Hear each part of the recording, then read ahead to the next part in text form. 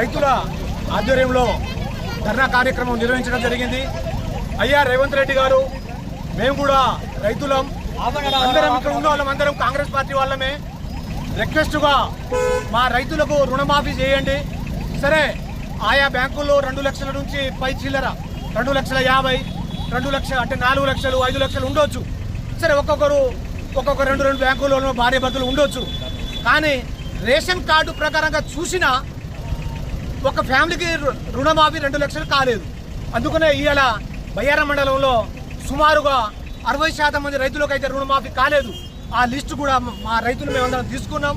దయచేసి మేము రైతులుగా అందరం సహకరిస్తేనే ఈరోజు మనకు ప్రభుత్వం వచ్చింది.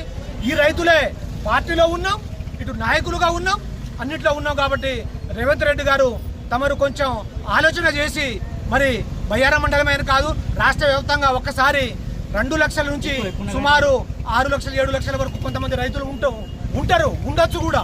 కాబట్టి వీటి మీద కూడా తమరు నిర్ణయాలు తీసుకోవాలి.